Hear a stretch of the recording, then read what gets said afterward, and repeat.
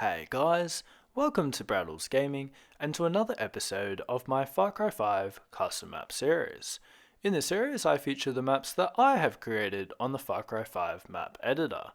And today's video comes to you as part 2 of this mini-series Speedbuild extravaganza on food versus fuel. Last weekend in part 1, you saw me create my very own fast food restaurant from scratch, theming it after Cheeseburger from Far Cry 5's campaign.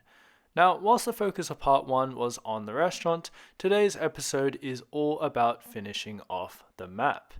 But before we do that, as these speed build commentaries are just a little bit longer than your average video, feel free to grab a snack and drink first, and then settle in as I unearth with you all the finishing touches to my latest creation in the Far Cry 5 arcade, food versus fuel. First off is an explanation of the on-screen message that briefly popped up at the end of part 1's video, which is to the slight peculiarity in the footage that is currently playing.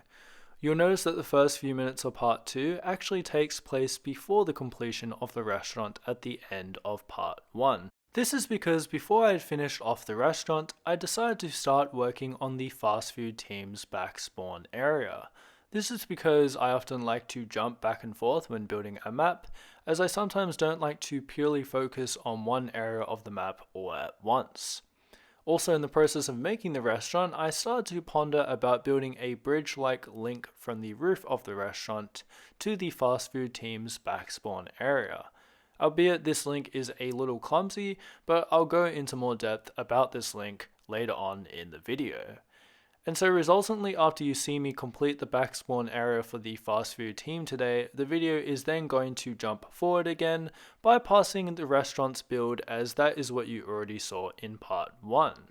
Now, I didn't want to include the fast food team's back spawn area in part 1, given I wanted the focus of that video to be solely on the build of the restaurant, but also from a video output perspective, part 1 would have been way too long of a video had I also included the fast food team's back spawn area in that video as well, and so in the interest of making part 2 a little thicker in terms of video duration, and in keeping the restaurant as the focal point of part 1, it just made a lot more sense from a video editing perspective to have the two parts of the food versus fuel speed build set out in this way. I hope this clears that up. But into the build today, I am starting off with the fast food team spawn. As I said, wasn't included in part 1, so here it is today. And what I start to do at first is duplicate some of the spawning structures that I used for the gas station team and place it where the fast food team spawn is going to go. The reason for this is just to save a little bit of time. As you can see, the spawn area is a slightly different size from the other spawn area where the gas station team is, so I have to do a little bit of configuring here and changing the structure slightly to fit within the space or the new space that it's in for this side. I decided to make the spawn structures asymmetrical because I wanted each spawn area to kind of have a little bit of a different character to the other, but it still kind of conforms to this industrial theme where both companies, both the fast food restaurant and the gas station enterprise, are using these areas as future staging areas to perhaps expand their business in the future. And so it's still very rugged and very makeshift with regards to the materials and the placement of objects within this space. And speaking of makeshift, I mentioned in part 1 that when I was constructing the fuel team spawn area behind the gas station, it was a pretty improvisational part of the build. And the fast food team spawn area behind Cheeseburgers Fast Food is no different. Each spawn area was at least manageable though from a sizing perspective, because I gave myself a shell to work with for each one. For each spawn, I used one of the Fang Center enclosures as an outer perimeter wall, which not only provides an initial barrier of protection for players when they spawn in, but from a map editing perspective, kept me restricted to building within the space of the enclosure itself, so I didn't go too crazy in making each of the spawn points too big or extravagant. But what building within the space of the enclosure does do is it makes each of the spawning areas a little bit like a Tetris puzzle challenge, where I'm constantly trying to figure out what kind of structures, such as the many cages you see, works, and where within the spawning area does it fit best. What I do here is create an alternative entrance for the few team spawn via a very slight hill that takes players behind the spawn itself. This could be a good flanking opportunity for attackers, but for defenders, hopefully another way to help alleviate the impact of spawn killing in this structure, as it gives the defending players the ability to escape from this area in more ways than one. And so I use this asset called Catwalk Red Square and stack it up to create an elevator platform that connects from this entry point down this slightly inclined hill to an additional entrance at the bottom of the spawn structure itself. Prior to this, I was just going to make it a kind of parkour area where players had to either jump down or climb up using climbing ledges, but I felt that may have made the gameplay a little repetitive, since a lot of the other structures within the spawn area already have that kind of parkour element of jumping and climbing. So to provide a little bit of variation, the hill itself creates a really nice smooth transition area that allows players to seamlessly move up and down like they would a ramp, which creates a nice alternative pathway players can take that won't really physically impede their movement as much. The other bonus of putting this hill in is it gave me a great excuse to include just a touch of greenery in an area otherwise pretty devoid of nature. Realistically, it makes sense that an industrial area at the back of a restaurant is desolate and often depressing. However, being the map designer, I wanted to bring a dash of color to this part of the map, which I felt added some nice contrast. I continue to work on the spawn structure, which includes duplicating assets from the gas station spawn. This is a real time saver as opposed to going into the asset browser and trying to find an asset that fits all over again. And this time saver is just a small tip to remember if you're looking to save some time when map building in the map editor. Now, the gas station spawn had a 45-degree angled main entrance, but the structures in that spawn didn't necessarily conform to this 45-degree angle. The food team spawn, however, is quite the opposite. They have a 90-degree straight line main entrance, but the defensive position guarding this entrance is a 45-degree angled structure with a gun turret. So again, each spawn is a little bit makeshift and improvisational, but also asymmetrical, as I previously mentioned that I wanted each spawn to have its own character. Now, I don't recall mentioning it in part 1, but I placed a gun turret in each spawn structure facing towards the main entry point, to again hopefully alleviate any major impact of spawn killing, as the players spawning in at least have a fighting chance to exit the premises with what can be considered some very heavy firepower that should assist them in clearing the way for the team if they do happen to get pinned down in their spawn. One other thing you might notice with each of the spawn structures is that I tried to give them lots of verticality with different levels across each structure. This means that the spawns aren't all on an even flat level, and the thinking behind this is also to counter spawn killing, as potential spawn killers won't exactly know where a spawning in player is going to spawn, so it gives the spawning in player a better chance to make it out of there alive. And so here you see me create an additional vantage point for these players, which I create by duplicating up these wooden blocker assets to give it some height, and a stepped up arrangement so that the final platform is raised higher than the platforms before it. You may have also noticed some graphical glitching takes place, particularly when overlapping these wooden blockers on top of each other. So to solve this, I used a generic shape wall which I layer over the top, so the glitching can't be seen by the player. I then ensure the material texture of the generic shape is roughly the same material as that of the wooden blocker assets, so it all still looks like the same object. I also added a couple wooden blocker assets on top of the metal sheeting, which is a part of the larger enclosure asset, to give this entire wooden platform structure some visual consistency. Now, falling damage from this platform is not an issue, as it's still pretty short, all things considered. However, I still place these generic shaped balconies which act as safety barriers on the edge of the platform. This is to prevent players from unwillingly falling off them, such as when they are in a gunfight or not entirely concentrating on where they are going. I myself have been a victim of this mistake many times whilst playing FPS games, so the real reason I am adding these is to make it Braddles proof. Finally, I placed this cool animated flag on top of this elevated platform, which is like a cherry on top of a milkshake. Cherries don't really add much to a milkshake other than making it look more aesthetically pleasing. Similarly, this flag doesn't really add much in way of substance, apart from making this entire spawn structure just that little bit more aesthetically pleasing. Now don't be alarmed, the video isn't frozen, rather I paused the footage to quickly talk about the clumsy link I mentioned in the introduction. And unfortunately it is a bit out of my control, there are probably solutions to counter it, however currently I've left it as is. This link is the wooden ramp you see, but that's not something I've added myself, rather it is part of the enclosure asset, and as you can see it doesn't quite reach the rooftop of the restaurant. Now being that it's part of the enclosure itself, I can't exactly get rid of it, nor can I move the entire enclosure forwards, as this will block the drive-thru.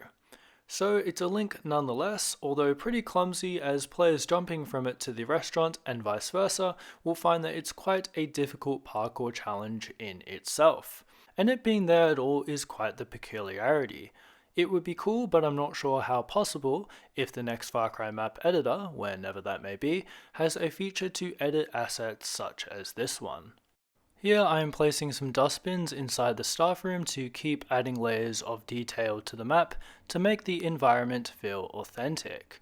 You can also see me jumping into explore mode and with a grenade testing out which bins have physics, because in the console versions of the Far Cry map editor we don't have the ability to see which objects actually have physics like you can on PC, so the method that I use is jumping into explore mode and using my trusty grenade to test out which objects have physics.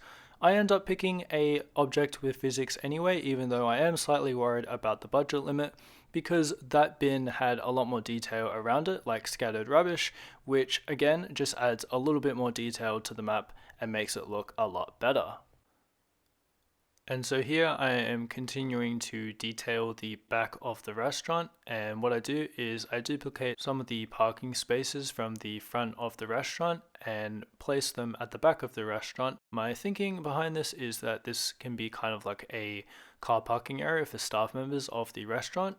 And then I also place these no parking decals on the pavement as well by the bin area, to suggest that, yeah, there shouldn't really be any cars parking in that area because it is a bin area where rubbish trucks have to come and collect the rubbish. After duplicating all the no parking decal lines and putting in those parking spaces at the back of the restaurant, I place in a trellis and gate to form an enclosed area right next to the spawn structure. And the reason I've done this is because this is soon going to be the third entrance for the spawn area. And as you can see, I'm just adding multiple entrances into the spawn area and out of the spawn area to allow players to have more options when they exit the spawn area, to again alleviate the issue of spawn killing, which I'm sure is still going to be a pretty prevalent issue because each of the spawn structures are at the back of the map and they're in their own little area, so it's easy to find.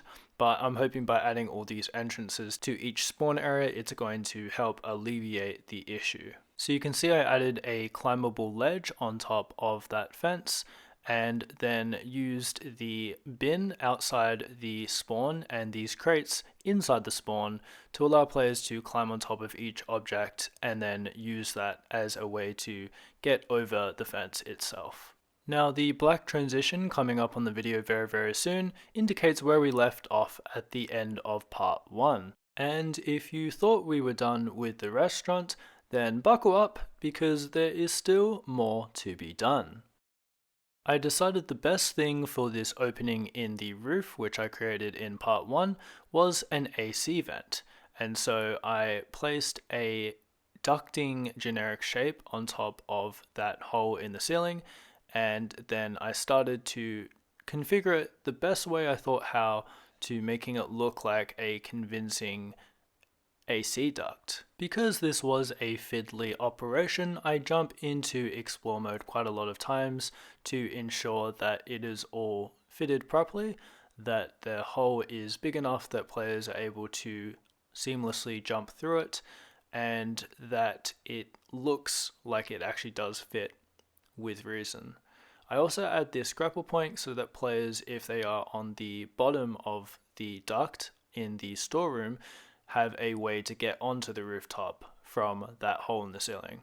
So it's not just a jump down point, it's also a climb up point as well, as you can see me demonstrating on screen with the grapple hook. And the grapple hook itself is also a bit glitchy because sometimes when you use the grapple hook, the game kind of clips through the object as you just saw then. And so it's not really something I can really fix because it is such a tight, confined space. It's more so just a kind of thing where sometimes it'll happen and sometimes it won't. But in any case, I'm still pretty pleased with the result. Moving on with the build, we start to come to the gas station, which is something I initially placed down in part 1, but I didn't really detail it because, as I've said before, part 1 was really just to focus on the main build of the restaurant itself.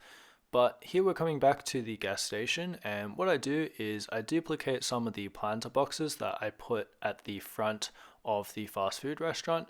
But because I'm a little less constrained for space, I make these planter boxes slightly wider, as you saw, and I also make the texture a slightly different material in the form of white cinder blocks, which just give the gas station a bit of its own character, because the fast food team's planter boxes are the same material as part of the front facade of the restaurant, and then the planter boxes for the gas station kind of has a similar material texture to what the gas station material texture itself is. And then I also duplicate some of the parking spaces as well, because as you know from a gas station, there's the pumping stations, but there's also the car parking spaces for people to get some groceries. Although I'm not really sure who actually shops at a gas station. I know that sometimes in rural areas it's kind of a necessity because it really is the only kind of establishment anywhere around. But for a city environment like this one, in real life, I don't really see anyone actually getting their groceries at a gas station because it is so much more expensive than a regular supermarket. What I do here is I add an abandoned bus to the side of the gas station because I figured that apart from making this gas station just a regular run-of-the-mill gas station where you pump up your fuel, I decided that it could also be a little bit like a mechanics, and so even though this bus is pretty massive as far as a bus goes for a mechanics office or a mechanics lab or whatever it's called, don't have the term at the top of my head at the moment, I decided it would still be a good structure to add to just make this part of the map a little bit more claustrophobic and kind of funnel players into this small confined space so that they have to use the bus to get from one side of this area to the other. It just creates a little bit of a different style of gameplay because in this part of the map it's a little bit more closer quarters, if you will, even though it is still technically outside. And so here you can see me adding all sorts of different methods to trying to create a nice seamless ramp that allows players to get up on top of the bus so that they don't have to jump up onto the bus. There is actually just a ramp or a stair for them to climb onto, so the movement is quite seamless. And then what I also do is I add a broken down caravan because, like I said, I'm trying to make this like a mechanics laboratory. I don't know why I'm saying laboratory for a mechanics, but oh well. And then I also add the back of a station wagon as well. Next up, I add a fuel depot in the form of this kind of airport asset. I remember it's an airport asset because I used to use that asset all the time in the Far Cry 4 map editor. Where it's from the Far Cry 4 category, and that was just to add kind of like, I guess, a fuel tanker that is on site at the petrol station. I remember one of the petrol stations around the corner from where I live used to have a permanent fuel tanker there, and it always made me super nervous because I was like, if that goes off, I feel like I'm not going to survive because it is in extreme close proximity to the fuel pumps, and yeah, I don't necessarily feel that safe. But they have since got rid of it, which is probably for the best for everyone's safety. And I also just realized that just then I changed the term gas station to petrol station because here in Australia we actually do typically call gas stations petrol stations, and I know that in America they call petrol stations gas stations. But for the purpose of this video, I've mostly been using the term gas station. So yeah, I don't really know what I'm doing. I'm not really being a true Australian, but nonetheless, I hope for all the American viewers out there, I am making the video easier for you to watch as I am using the term that you use for your gas stations. But all jokes aside, feel free to use whatever term you want to use. I find I'm probably going to continue to use whatever term pops up in my head the first time. So to avoid any confusion, just note that I'm probably going to use both terms interchangeably. Here I start to place down a military installation. I decide to place this military installation down the center of the map across the median strip because I wanted to give the map a central focal point, and this military installation does just that. Now, it's not purely just a pathway over the top of the median because I feel like otherwise players wouldn't really use that because the ditch where the median is probably going to offer them a lot more cover. So to kind of entice players on top of this platform, what I eventually do, which you won't see on screen for another few seconds, is I place a mounted machine gun on top of this installation. And that will hopefully encourage players to use this installation. They can of course just run straight past it. As I said, the ditch is going to obviously provide them a lot more cover in terms of physical cover, but also visual cover in terms of the thick vegetation.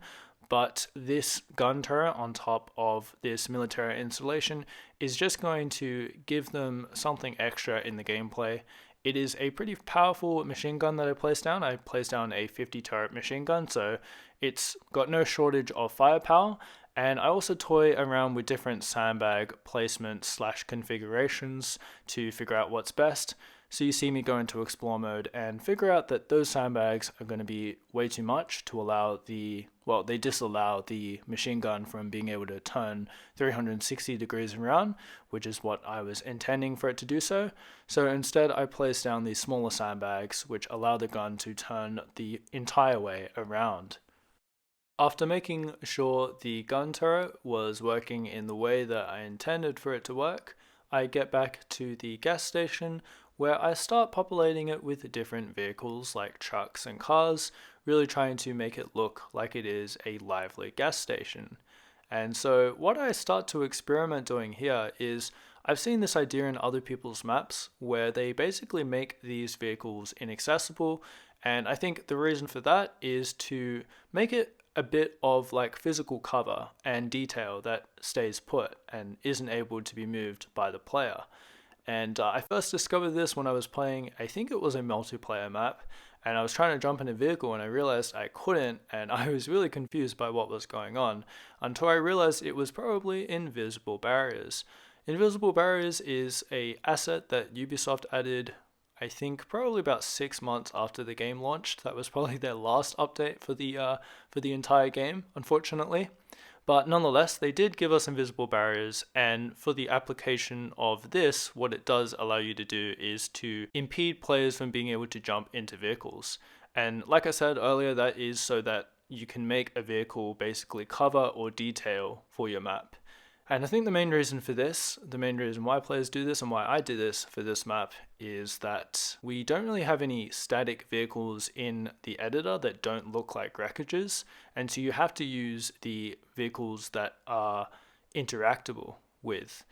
And the problem with that is that it means that you don't have as many vehicles to place on the map because the vehicle limit for the map editor is quite low, but it also means that you can only really use vehicles that are interactable with for detail. You can't just use a wreckage because pretty much all the vehicles that are static in the map editor are wreckages and they don't look as good. So the invisible barrier method that you saw me doing there earlier is just a bit of a workaround for this particular application.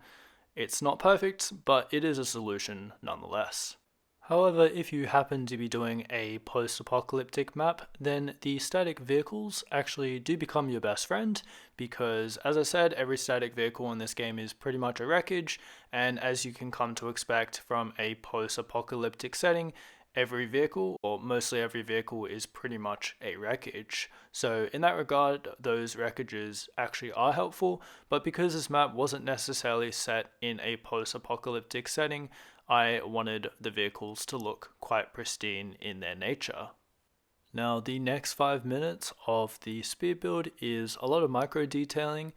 I place what could be considered the manager's ute at the back of the restaurant in the staff car parking space, and then I also add a lot of newspaper decal piles everywhere. I find the decal pile newspaper asset is probably the best asset for creating rubbish around the map. There really isn't any other asset that comes close to providing realistic looking rubbish than that decal pile newspaper asset. So if you want to really dirtify your map, I guess, then definitely use that asset pretty much everywhere around your map on the floors and whatnot. And then I also add a lot of debris and just a lot of junk everywhere on the map, especially in these kind of urban alleyway type areas where they're kind of desolate areas where you'd expect there to be lots of rubbish and debris. So that's what I go about doing. They probably don't really make the map look that beautiful, but what they do is they do make the map look a little bit more authentic to its real life counterpart in the form of an urban city street that is quite dirty in reality, which is unfortunate, but it just is the case with a lot of inner city streets, at least from what I've seen in real life and on movies and stuff. I also go into the restaurant and I add some signs, such as these billboards. Actually, I don't think they're billboards, but nonetheless, these menu boards on the walls of the restaurant to bring it to life. I also add these small little, don't exactly know what they're called either, but I add them to the blackboard and kind of make it look like it is a bit like a menu display where there's some food items that are for sale and there's these advertising signs at the front of the restaurant as well. And I actually believe those things are destructible, so yeah. What I do find in the Far Cry map editor is that you can add a lot of detail to your map, but a lot of these items have physics attached to them, meaning they can be destroyed. So by the end of a player who has gone through your map, a lot of the detail that you put in is gone by the end of the player's playthrough through your map. But I don't always necessarily think that's a bad thing. I remember from my time playing Battlefield, there was quite a lot of micro destruction and buildings that would basically be completely destroyed by the end of a multiplayer round. So even though Far Cry is very long away from that reality, it's still pretty cool to see objects that you place in the map kind of be destroyed by the end of the map. And it would be cool if we had an editor that had a higher budget limit where we could make pretty much everything destructible so that the entire dynamic of the map changes from the start of the round until the end of the round. Then what I do is I start populating the roads with a lot of defects, such as patches and cracks and all sorts of nasty looking things that make the road look a lot more authentic, because on a road that is used by a lot of cars, you definitely get a lot of wear and tear. So that's something I add to the map just to make it look a little bit more like a real inner city American type of street. I also added some AC units to the top of the restaurant to add a few more services. In part 1, you saw me add some exhaust vents that go from the ceiling of the kitchen up onto the rooftop, and so I felt like adding some air conditioning units on top of the rooftop of the restaurant would also make it authentic to real life. And then you may or may not have noticed that I also started using some white paint decals on the edges of the barricades that form the arena, almost as if the two corporate entities were trying to make the atmosphere of this enclosed city area a little bit more friendly, with the introduction of some nice clean cream paint on the sides of those barricades. Now, I didn't want the two rooftops of each corporate entity to just be a flat roof with nothing really up there. As you can see from the fast food team, I've mentioned this a few times, but I make some of the services stick up above the roof to make it look like a real life commercial rooftop with building services. But what I also do for each rooftop is I add these sandbags on top of each structure. And that's just to create some long-ranged engagement for players, particularly players that perhaps maybe want to use a sniper rifle. They can climb on top of the rooftop, hide behind the sandbags, and use that as really beneficial cover for them to be able to have a bit of a sniping battle with the enemy team. So I thought that would be a nice addition to the gameplay to provide that for either team on each one of their establishment's rooftops. And so here you even see me adding a means of access up to the rooftop of the gas station so that players have access to this vantage point. Now soon I'm going to be adding some improvements to the road median. As you saw earlier, we placed a military installation with a turret, but as I mentioned in part 1, I still wanted to add a little bit more car cover to that central section to make it easier for players to cross, and you're going to be seeing that in just a short moment. But what you see me doing here is also adding some stacked cars to the behind of the gas station, because as I mentioned earlier, the gas station is a little bit like a mechanic as well, and so there's all these wreckages of old car parts around the back of the gas station, just waiting to be reused and recycled for the very purpose of retrofitting them or completely just disposing of them altogether. And so behind the gas station almost also becomes a little bit like a scrapyard because you have all these wreckages, and I also add some debris piles as well, just to make it look a little bit more like a pretty kind of industrial area. So not only are these details appropriate to the industrial usage of this part of the map in the form of a gas station and mechanic and also scrapyard, but it is also a very good piece of cover to the side that players can use when they're kind of pinned down in that area of the map, particularly if you're a member of the fuel team and you're coming out of the gas station spawn and you kind of just need a piece of cover to hide behind before you can advance further into the map.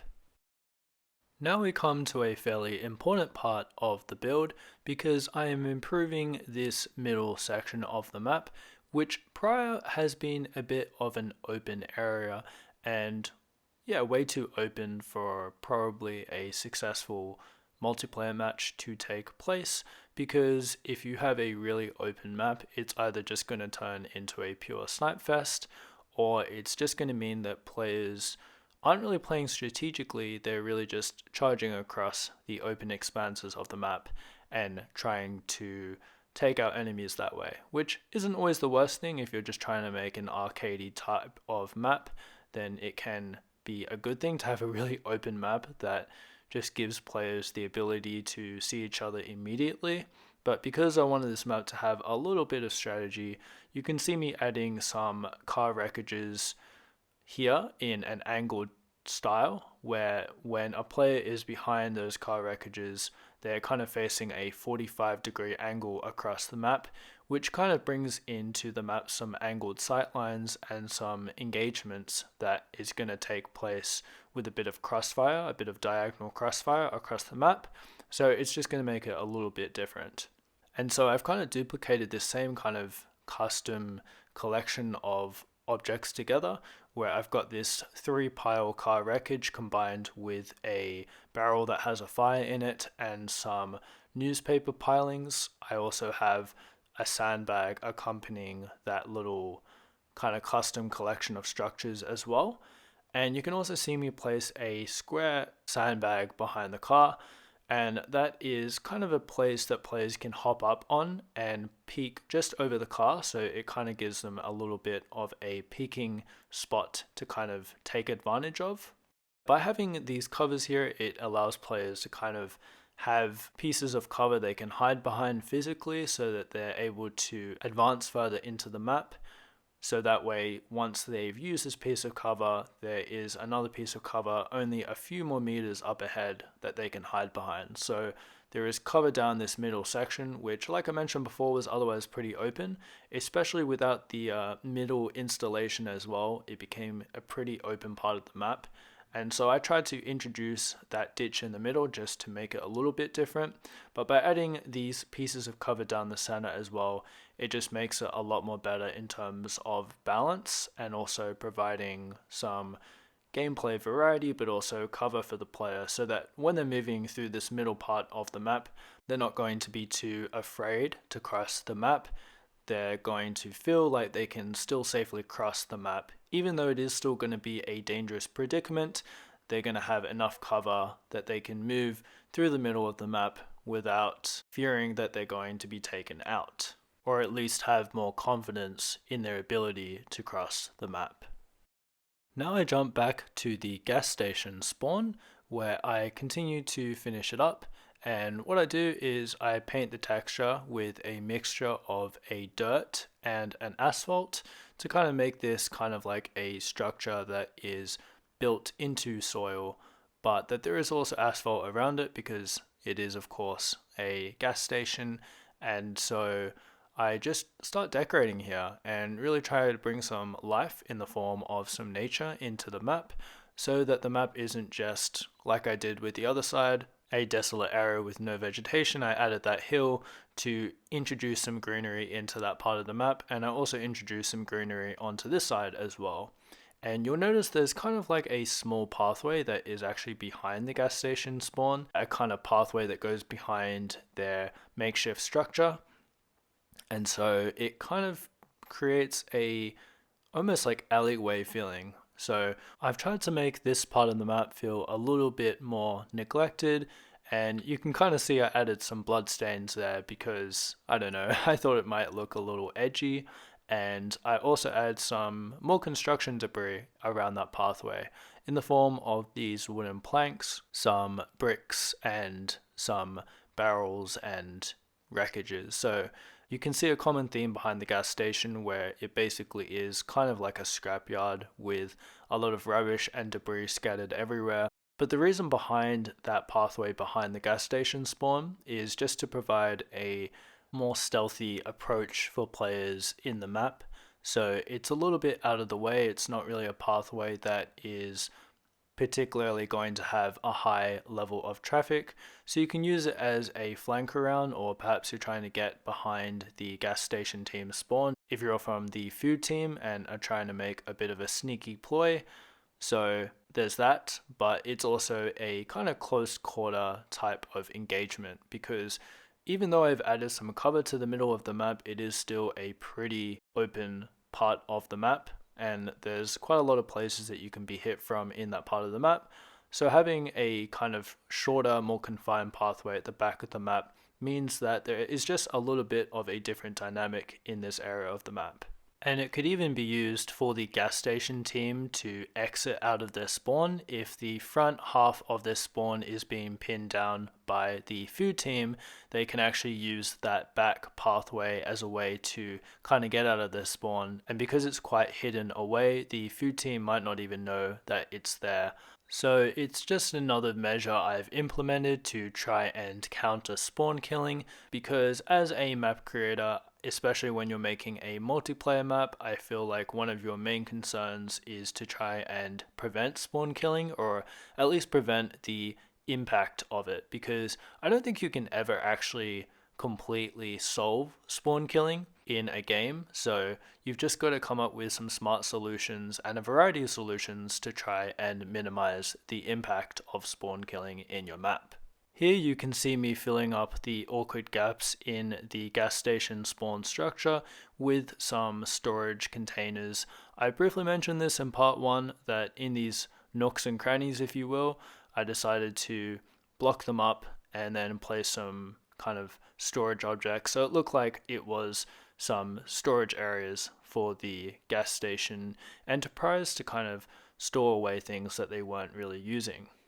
Now, an important part of any urban center is to ensure that you have the correct road markings on the roads so cars have the correct directions on where they can go in the streetscape.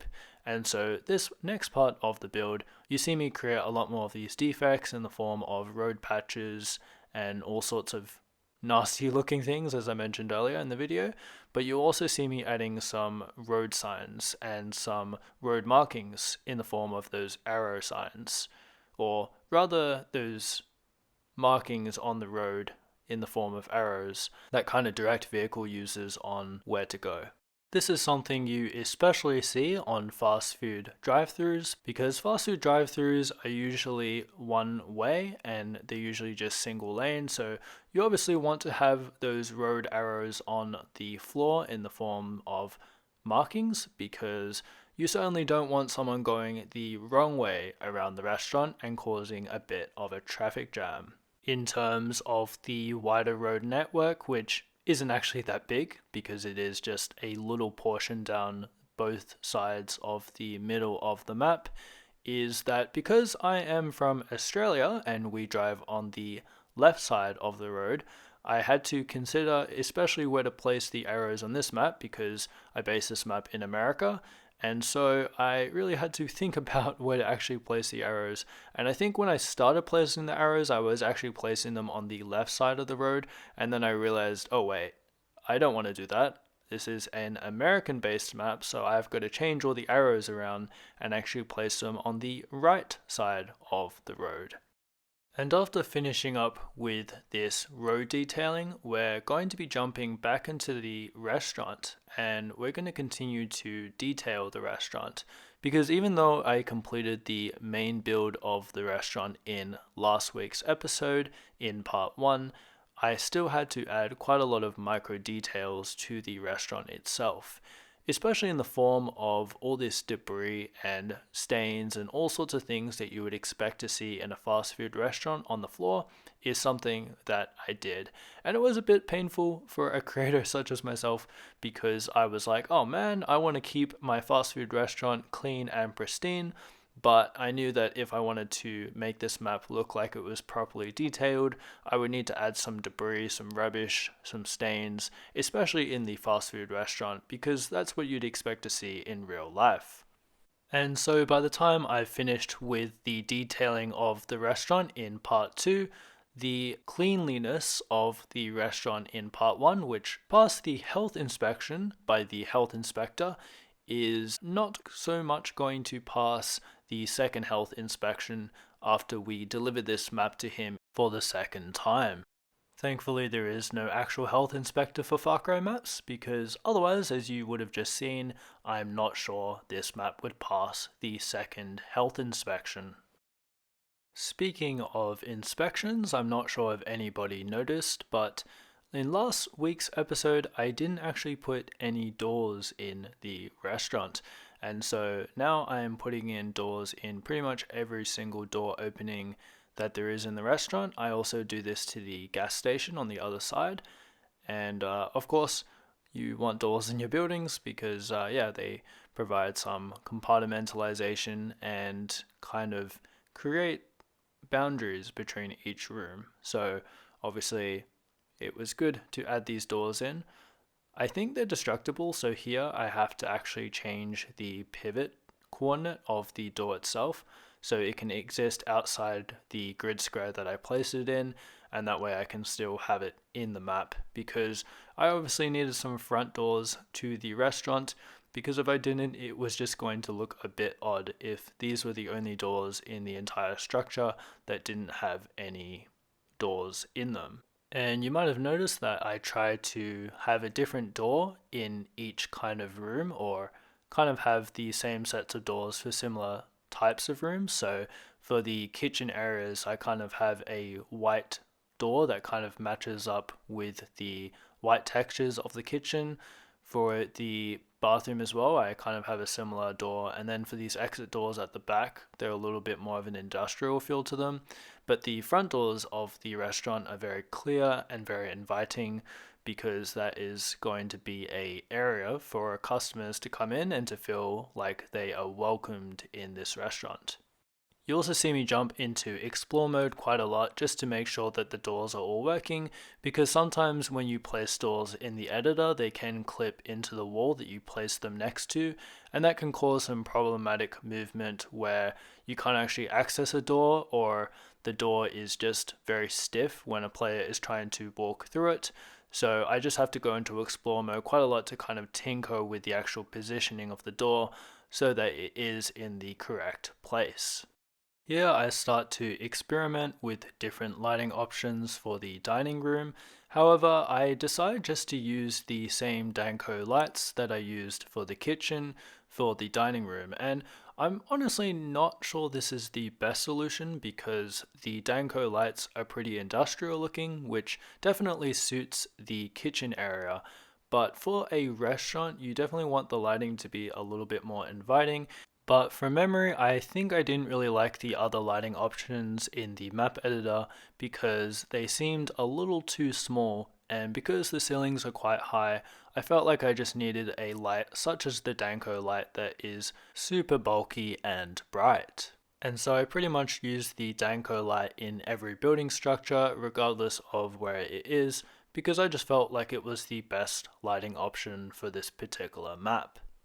You can see me on screen start to move all of the assets I use for this map far away from the playable area. At the beginning of part 1 last week, you saw me place down hundreds of assets before building, as I talked about how this can increase your map building productivity. Long story short, having everything you need already spawned into the map, as opposed to browsing through the map browser every single time you need something. But because at this point I had excitedly completed everything within the playable area of the map, I could finally move all of these assets far away from the playable area itself. You'll notice that I don't actually delete these items. Even though I may never need to use them again, I feel like it would be counterintuitive to delete them altogether, especially if I come back to this map and make edits to it.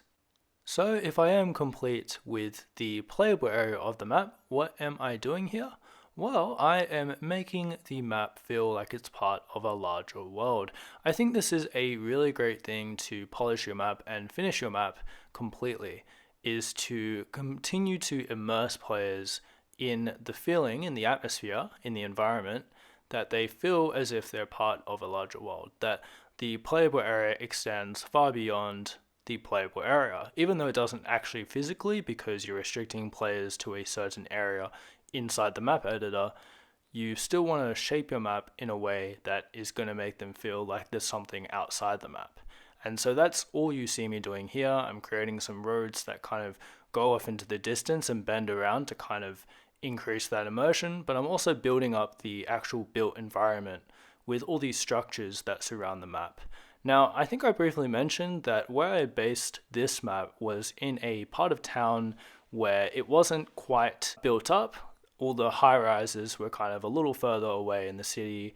Where this environment is, where the map is set in a kind of lower rise area, and so the buildings aren't super tall like skyscrapers, which I feel would just completely overshadow the map and also overpower it. So it was good that I had a bit of flexibility with what type of buildings I could use here. And one building I go for is using the town hall building or the city hall building. I think it's from the Watch Dogs category. And what I did is I kind of created a stepped up kind of design where the stairs, the grand staircase if you will, climbs up to the city hall, and then there's some nice palm trees as well. And there's really only one vantage point where you can actually see this building. I think it's from the rooftop of the restaurant. But either way, I think it just continues to immerse players in an environment in a city, which this map is based in, that even though the playable area is quite restrictive, they still do feel like they are playing in what is a larger city environment. I also feel like it's important because if you're playing the map, you don't really want to look out of the map and then see that it just completely ends with nothingness or a messy array of objects placed in very random places. You want to see whatever map that you're playing, the environment extend outwards. And I know I keep repeating myself, but you only have to look at a lot of game developers who, for example, take like an open world, even the Far Cry 5 campaign, the developer, Ubisoft, they're trying to hide the map boundaries as best as they can. And even if a player does go up to those map boundaries, the player still feels like they are playing in a world that is bigger than the area that they're actually in. So they're not just playing in Hope County, they're playing in a region in North America because the mountains go on forever. Even if you go to the top of the Far Cry 5 map and look over the boundary, the mountains continue forever and ever. So it's kind of that idea to continue to immerse players, and so that's basically what I do here with building this outer part of the map. And so to create a believable built city environment around the map, I decided to create a lot of different types of buildings that had different heights and different styles, but still keep it pretty uniform because as far as American cities go, and cities in general, a lot of cities seem to follow a common type of theme. But even if I was trying to make a city that had a lot of different themes to it, I probably couldn't because in the Far Cry map editor, the only real city assets we have is from the Watch Dogs category, and even then it is still quite limited. So I was really only bound by using the Watch Dogs assets. I also tried to throw in some Far Cry 5 assets as well, as you can see me placing here. And these assets don't actually do a bad job either because they have some brick assets in the form of the prison from the Far Cry 5 campaign, which is a pretty dominant construction material that you see in cities. And so I decided to place that off into the background. I actually decided to combine it with some of those concrete apartment towers to kind of create my own custom building so that it has a little bit more character. And that's something you can do with a lot of assets in the Far Cry 5 map editor, whether it be rocks or buildings such as these. You can twist them and turn them and combine them together to create new types of custom assets that just look a little bit different from what is already in the game. So when you kind of configure it a slightly different way, it can definitely look a little different and you can make it seem like an entirely new asset altogether. Now, another pleasing benefit of having spawned in these Watch Dogs building assets from the beginning of the map build, and something that I didn't intend on happening, but was very happy with the outcome, was being able to select all of them together and simultaneously duplicate all of them up to form these tall towers. And this was great because all of these towers create some proper city bulk, which adds to the surrounding vista, especially when viewed within the playable part of the map itself. So when players spawn into the map, they're immediately immersed into this inner city environment. You also notice that I use the city backdrop preset, which basically does half of your job in making a city map feel like it's part of a larger city environment, as the preset has many super tall buildings and a good spread of them in a 360-degree direction. The backdrop is also quite a distance away, which works out great for this map, as the playable area I have created is set in a lower rise neighborhood. And so what you'll notice from my city design surrounding the map is that I try to gradually step the buildings up in height the further away they are from the playable area. So the place where the map is set is in this lower rise neighborhood with shorter buildings, but as you look further away, the taller buildings in more denser neighborhoods start to become more apparent. Another important thing I consider, and this goes for anyone who is looking to make their map feel like it's part of a larger world, is to repeatedly go back to the map's playable area to see what it would look like for a player playing your map. Because at the end of the day, when you're a map designer, you want to make sure you're not getting lost in the map editor view, but also seeing the map from the only perspective that truly matters, which is that of the player playing your map. And so you really only need to go into the level of detail that they can see. And so multiple times I go back to the playable area of the map to actually see what the map's surrounding built environment looks like from the player's perspective. This is so I don't put too much detail into areas that the player can't even see, but also focus on maximizing views the player sees the most. And this is subsequently where I spend the most time adding details to these vistas, such as placing a building in a certain location, duplicating it up to raise its height, or adding roof elements such as antennas, chimneys, billboards, and building services on top of it to really bring this city environment to life. But we now come to the tour part of the video, the moment you've all been waiting for, where you get to see the map from a first-person perspective in all of its completion. After coming out of that makeshift alley with the rubbish bins at the back and some of the car wreckages, we come into the gas station spawn, where upon climbing up this ladder you have a few different options. We're going to first climb up this climbable ledge, where we come to the highest point of the gas station spawn, where you get a good overview over this section of the map. And I really love that cheeseburger statue. To reiterate from part 1, I love how it forms a landmark that all the players can see across the map and be radiated towards. And here we have the bunker structure, which overlooks the back entrance of the gas station, where you can hunker down there and guard that entrance from any kind of players coming through there that are trying to attack your spawn. You've also got the main entrance here, and you've also got a side entrance. So as you can see, as I talked about in both part 1 and part 2, I've tried to create multiple entrances for the team that spawns here so that they have multiple exits, but also even for the attackers, there's lots of different directions that they can attack from as well, so it creates some really intense and chaotic gameplay, regardless of which team you are on. And here we have the mounted gun for the gas station spawn, which guards the main entrance of the gas station spawn itself. It is a pretty limited window where that mounted gun is facing towards. It doesn't really have much range besides that, but it does cover the main entrance very effectively. We then come through this room from one side to the other and through the red door of the gas station, and we come into the gas station itself. Now thankfully I didn't have to detail the majority of this because it came as one asset, but if you are using this in multiplayer where the budget is quite limited in comparison to single player co-op maps, you definitely want to spread this asset across 4 budget grid squares so that you can disperse the asset over the 4 budget grid squares and actually be able to use it, because if you try and put this in just one budget grid square, it's not going to let you place it down. So here is the rooftop of the gas station. I've detailed it with some rubbish and also some ammo boxes so players can replenish their ammunition, and I've also got these sandbags on top of the roof structure over the petrol pumps as well, so that this isn't just a roof structure that is going to be completely open and exposed, but there is still going to be some cover for players that want to use this position to attack enemies from. Then we come to the gas station itself, where all the petrol pumps are and the vehicles are lining up for their petrol. And we've got some of those planter boxes.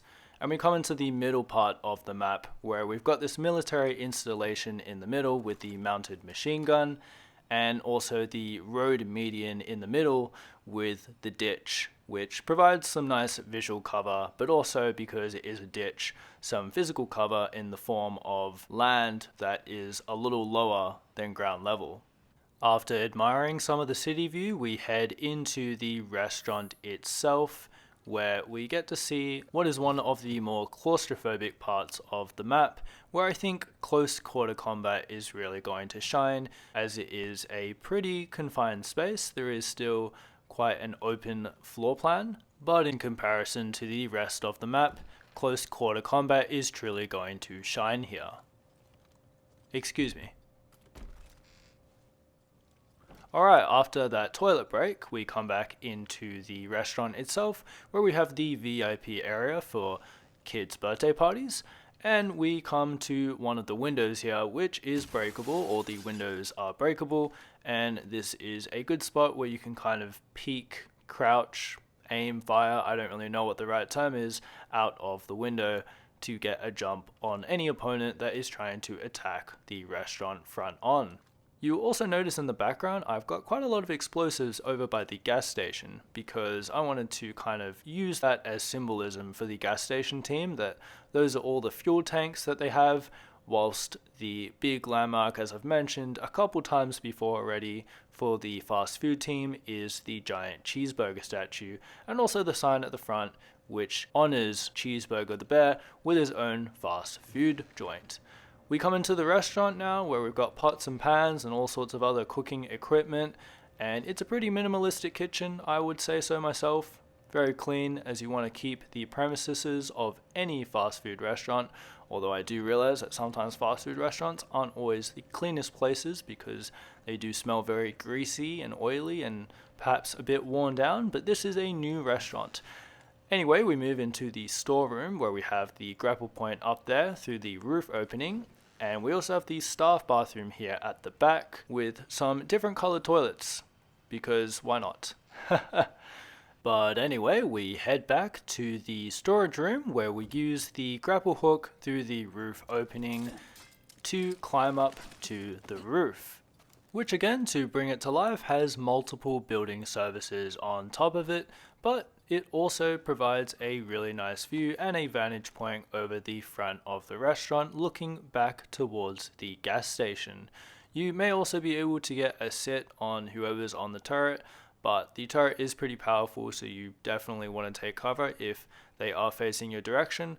But you've also got the sign of the restaurant, which slightly protrudes above the roof of the restaurant, so you can use it as a cover. Then we come into one of the entrances of the food team spawn with a bit of a glitchy grapple point here, or grapple ledge, where I have to kind of wait for it to give me the climb command, and as a result, because I don't like that and I think it's going to fix the issue, I decide to shoot at it. We then come into the spawn itself by jumping off those crates, where we're greeted with a slightly different spawn, but still the same makeshift aesthetic. We've also got the same mounted machine gun guarding the front entrance of this spawn, just like we did for the gas station spawn, or the fuel team spawn, I should be saying. And we accidentally blew up a ammo crate there with the mounted machine gun. But we are now exploring a little bit more of the food team spawn. We've got that flag that, as I mentioned earlier, is basically the cherry on top. It doesn't really add much, but it does make the aesthetic look just a little cooler. We come to the other side of this spawn structure where we come up a ramp and to the top platform at the back of the spawn. It isn't actually the highest platform in the spawn though, that is actually where I am right now, and this vantage point has a bit of a better view over what's happening behind the restaurant. Jumping back onto the platform at the back of the spawn, we come down the hill and out through the other entrance exit of the food team spawn, which is that nice little green hill that we added to provide a little bit of different variety and visual interest for the player. But that is all for this two-part mini-series on my latest map in the Far Cry 5 arcade, Food vs. Fuel. Thank you all so much for tuning into this mini-series, especially as it was uniquely over 2 videos as opposed to just the one. And a special thank you to everyone that watched part 1. That video has been my most viewed video since 2021, which has been a real joy to see, so thank you again so much for all of your support. If you enjoyed this video or the last, then please consider liking the video, adding a comment, and subscribing and hitting the bell icon for more on Far Cry. I'm Braddels Gaming, I'm signing out now, and remember to have yourselves a great day.